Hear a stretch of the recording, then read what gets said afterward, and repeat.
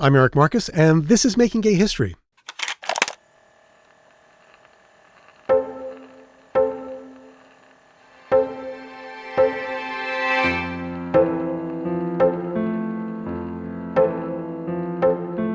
In this, our fourth season, we've been looking at the beginnings of the LGBTQ civil rights movement in the U.S. But the thing about beginnings is they're often contested. When it comes to questions of who started what when, one person's fact is another person's fiction. That's especially the case with oral histories, like the interviews I recorded 3 decades ago. Our ability to recall the past is surprisingly fallible and easily derailed by ego and emotion. We remember things as we think they happened, and often as we'd like for them to be remembered. We choose to remember some things and not others, and our individual impressions of the same event rarely match those of other witnesses to history. But what oral histories can do is they can take us inside how a person felt about a moment in history and how they perceive their place in that moment, and that matters. In this episode, we're going to hear different viewpoints from co-founders of a key early organization in the fight for LGBTQ rights in the U.S., One Magazine.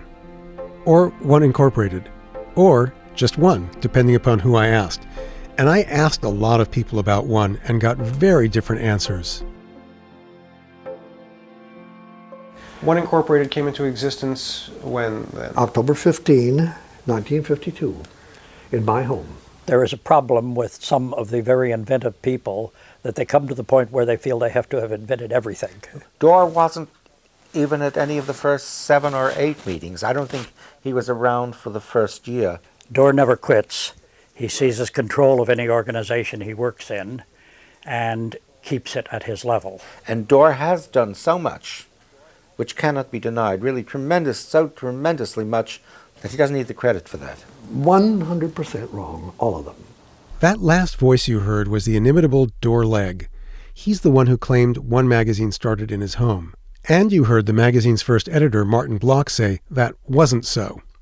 In 3 interviews within the space of a week in August 1989, I heard various versions of One's origin story from 3 of the men who were there from the beginning, or near the beginning. A little later, we'll be hearing more from that first editor of One Magazine, Martin Block, as well as one of the first writers to work on the magazine, Jim Kepner. But let's start with Dorr Legg, or William Dorr Lambert Legg, who was born in Ann Arbor, Michigan in 1904 and claimed his ancestors came to America in the 17th century. Decades before he joined the fledgling gay rights movement, Dorr earned a master's degree in landscape architecture and taught at the University of Michigan. By the time I meet Dorr in 1989, he's living on a large property in a residential neighborhood just west of downtown Los Angeles. Dorr shows me around the beautiful grounds, which he tells me are cared for by his lover of 2 decades. There's a grand mansion on the property which houses One Incorporated's 4,000 square foot library.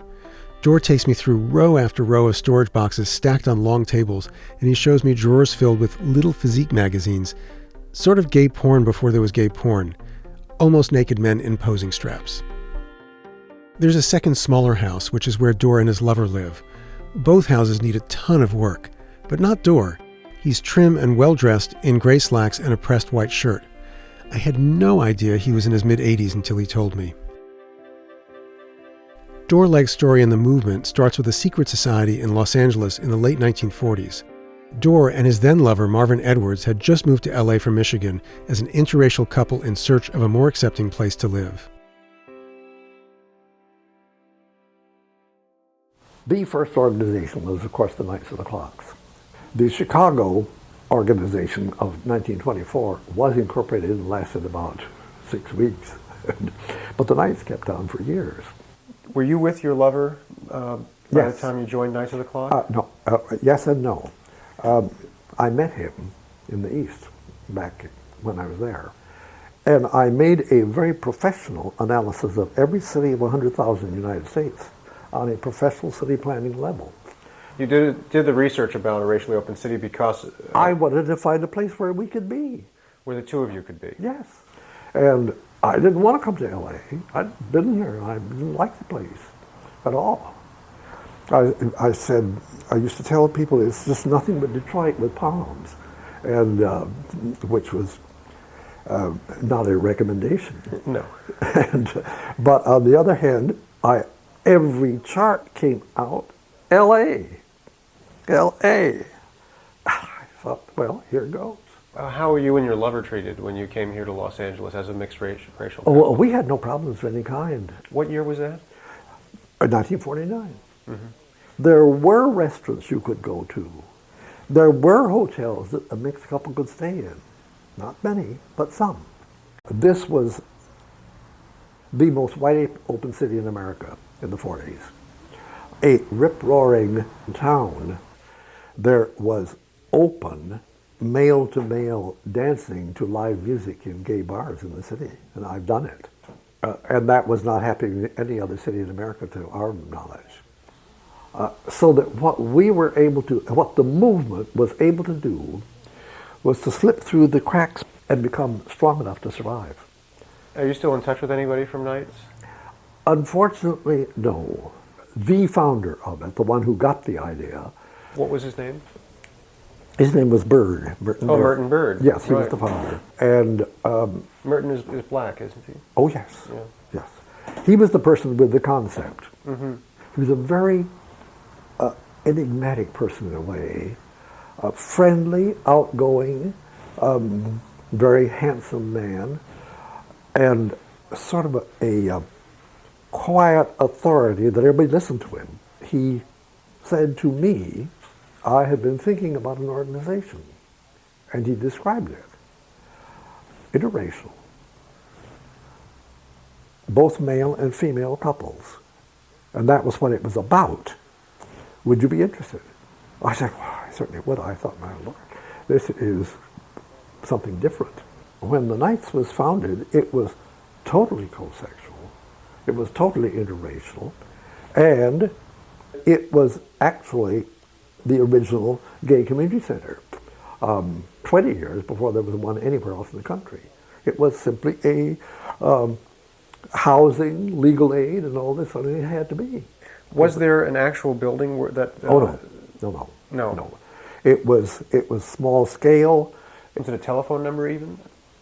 It got to be that I was the telephone number because I was one of the founders, and so I did receive calls. But there was a network of other people, both black and white, in there.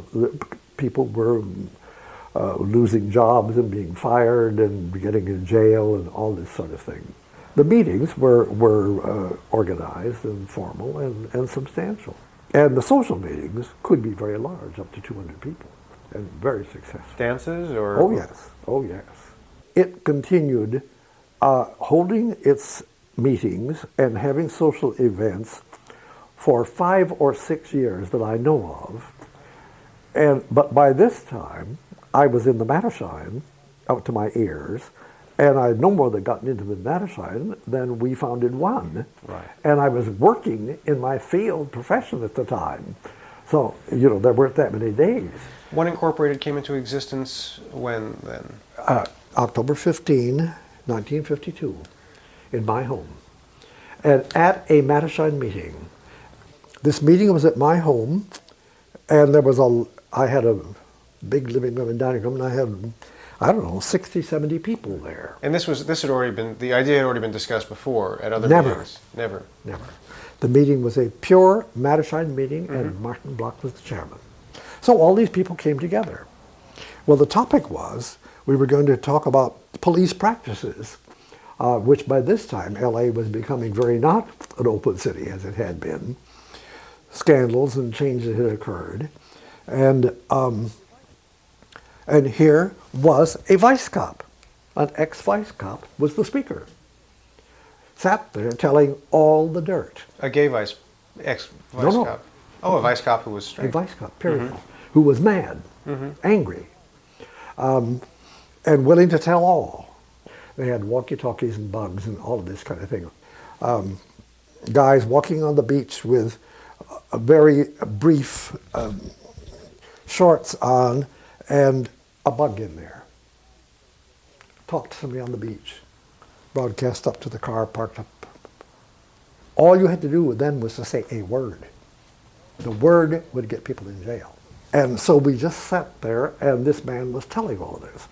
And how ambulance chasing lawyers all over town who were getting rich off of these arrests and in cahoots with the police and all of this kind of thing.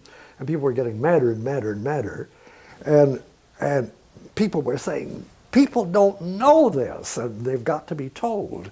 And Wasn't there a Johnny something or other who? and Johnny, whatever his last name was, Johnny Button.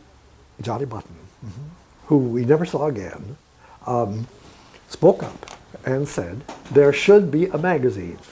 Everyone started talking at once. Martin said, I am not going to let this meeting be thrown off track.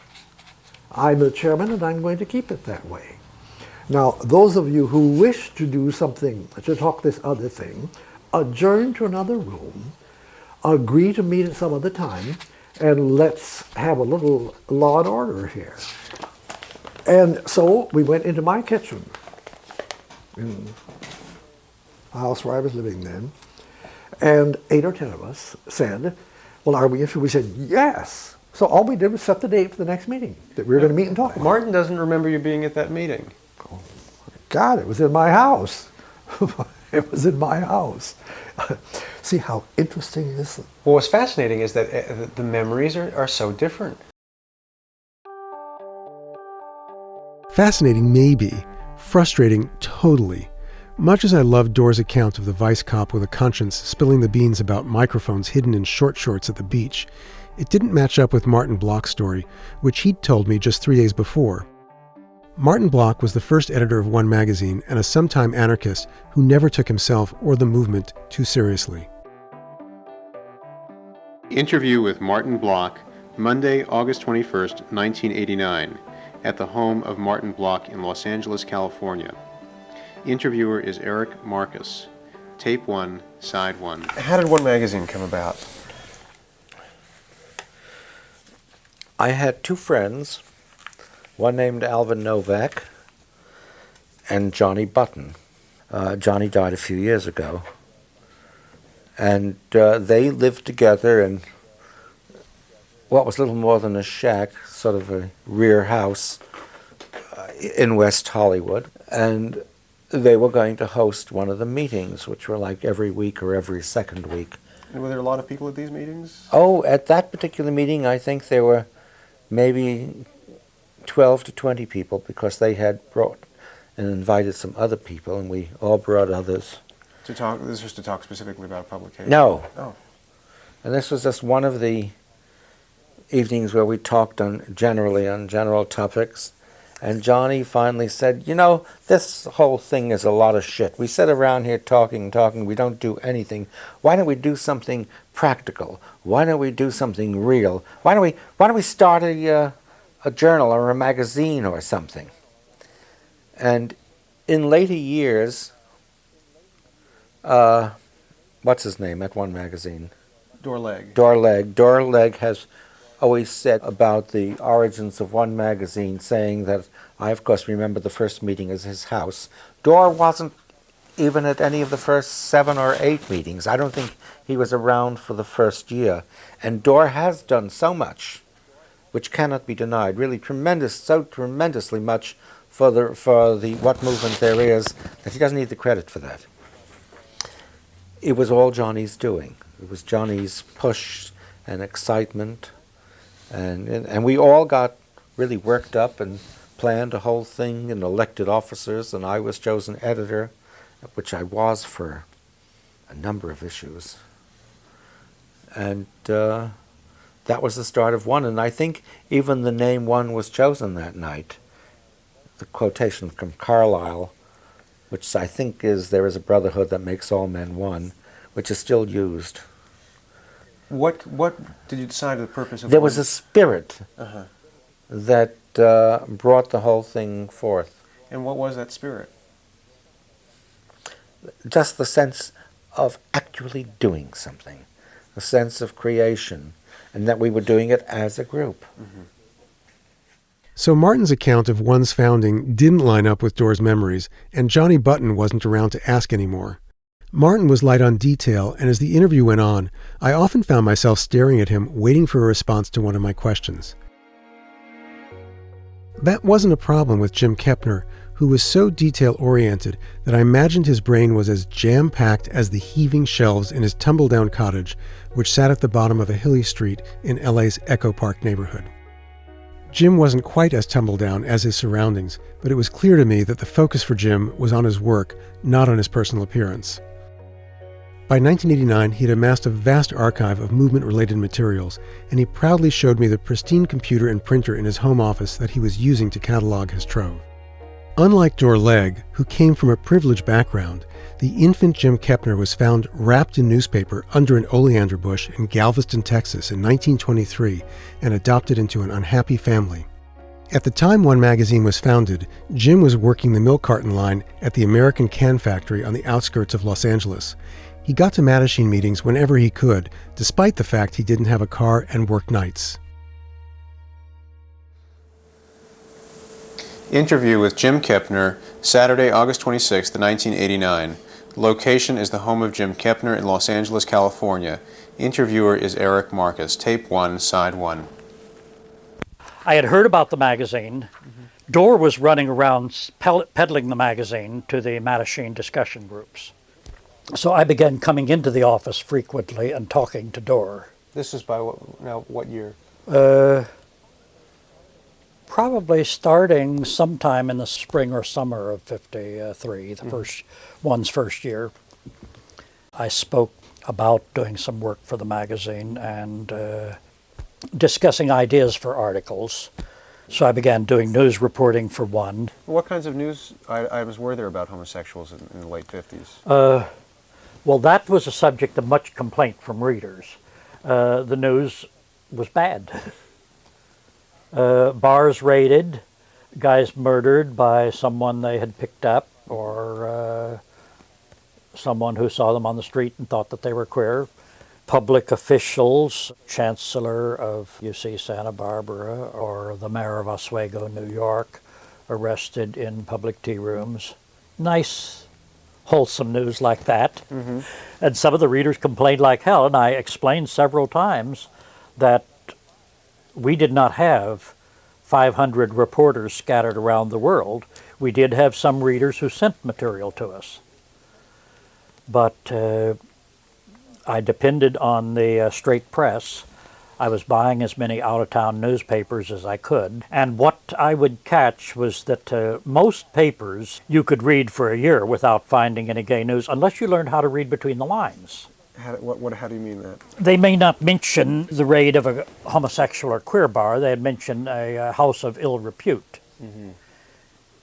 And if the several men are arrested and no women mentioned as present, you assume it's not a whorehouse.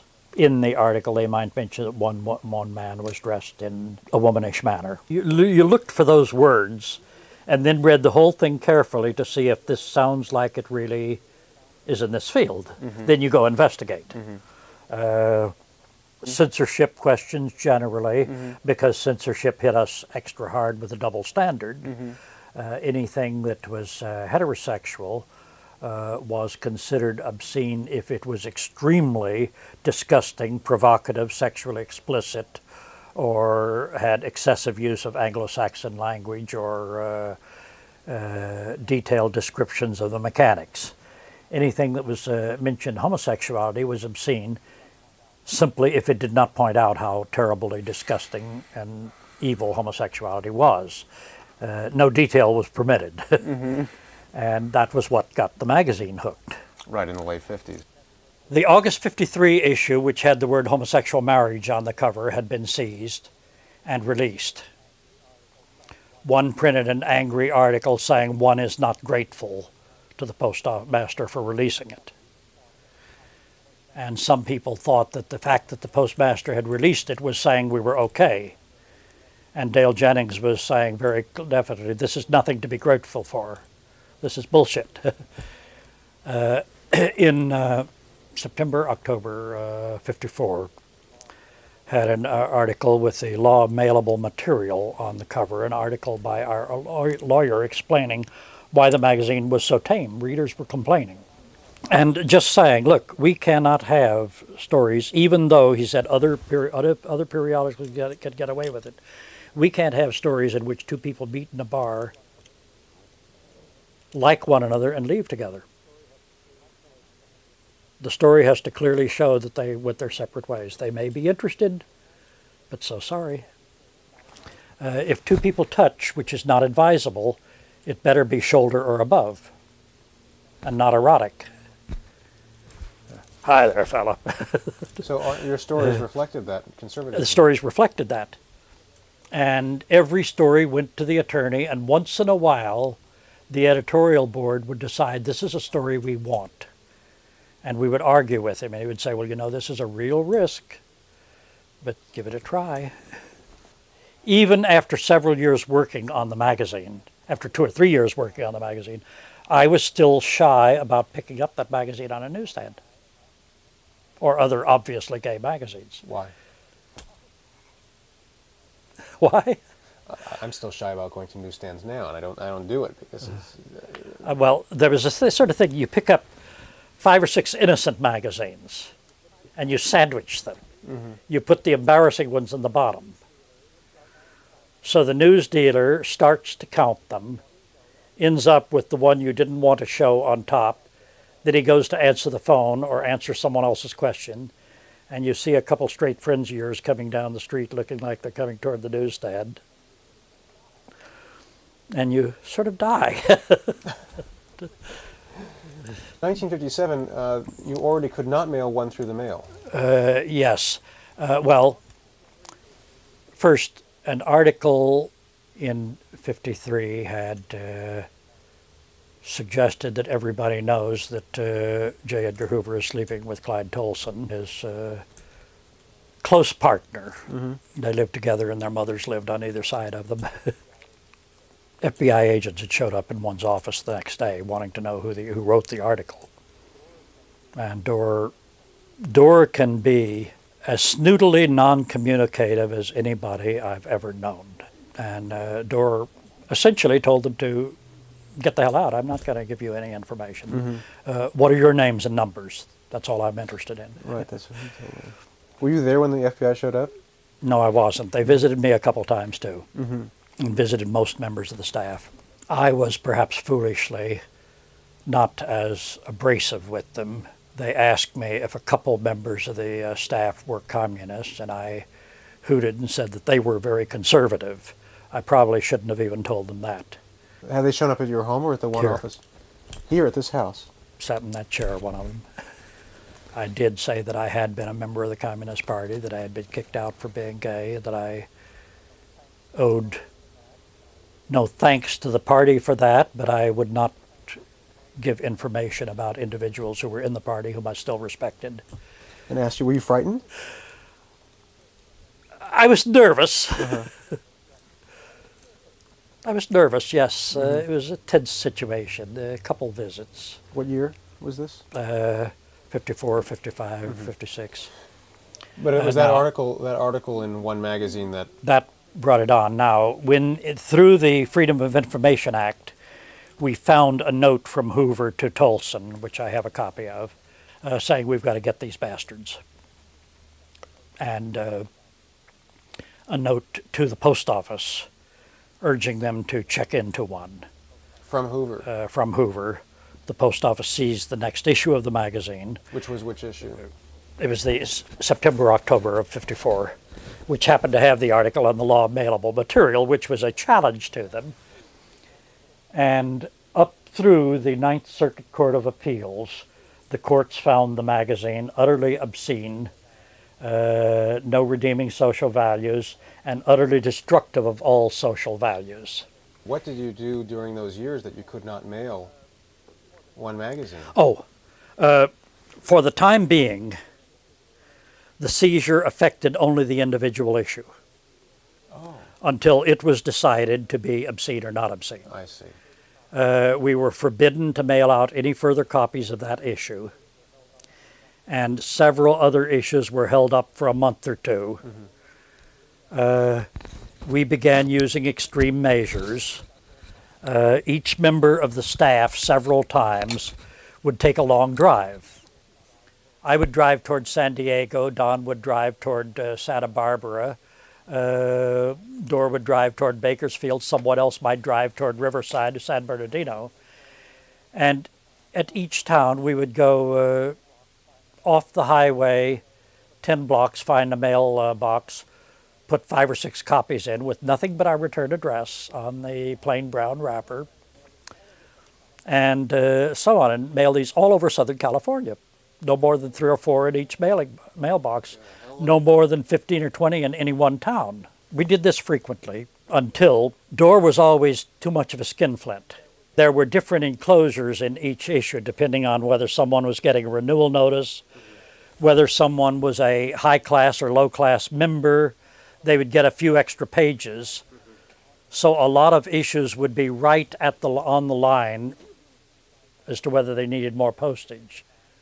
Well, the post office called me in one time about 5 weeks after a particular mailing had gone out, and this was one that we had delivered all over Southern California. It was one of the risk stories that we had printed in that one. And we knew they were inspecting each issue for anything that they could hold it for. And they had virtually all of those issues on a couple flats down there. And I was required to weigh each one and to put on extra postage on about 1 out of 10. They say we had mailed these all over Southern California. And I thought, oh shit. And there they were all in one place. And then the Supreme Court, in a decision that was in bank but without opinion. Was what without? I'm sorry. Without opinion. In bank? The whole court Uh-huh. cleared the magazine, as the magazine is not obscene. And that sort of opened the floodgates. Because up to that time, the general assumption had been that material about heterosexuality is obscene if it is specifically vulgar, terribly crude, uses filthy language, or is intimately descriptive of specific sexual acts. Material about homosexuality is obscene if it mentions a subject without specifying strongly that it is terrible, terrible, terrible, terrible, terrible. There's a complete double standard there. What did you? Now, what we also discovered from the Freedom of Information Act was that there was a written opinion, which was not published, which the FBI had looked at. Oh dear. Yeah.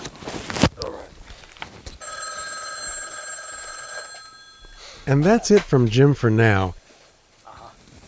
While he answered that call about his archive, I reviewed the long list of topics that Jim had handed to me when I arrived and saw that we were only a couple of bullet points in, so I knew I'd be coming back for a second interview. Whatever the discrepancies between Dorr, Martin, and Jim's recollections, a couple of things are clear. One was a pioneering organization that went beyond the Mattachine Society's secret meetings to take a public stand. And the Supreme Court case that Jim just talked about opened the floodgates for LGBTQ publications, a vital stepping stone towards building a national movement. One other thing. Jim Kepner questioned Dorr Legg's account of the Knights of the Clock, the organization Dorr claimed predated the Mattachine Society. Jim told me that the Knights of the Clock was founded after the Mattachine Society, and it was a small ad hoc group, not the large dynamic organization of Dorr's memory. One person who might have been able to corroborate one way or the other is Merton Bird, the mysterious founder Dorr spoke of. But Merton seems to have disappeared in the 1960s, and I've never been able to find out more about him. If you have any leads, please write to me at eric@makinggayhistory.org. Dorr Legg died in 1994. Martin Block died in 1995. Jim Kepner died in 1997. While the three men may have disagreed about the origin story of One Magazine and One Incorporated, you can find their papers residing without conflict at the One National Gay and Lesbian Archives at the USC Libraries. We owe all of them a debt of gratitude for preserving our history at a time when few others thought that it mattered.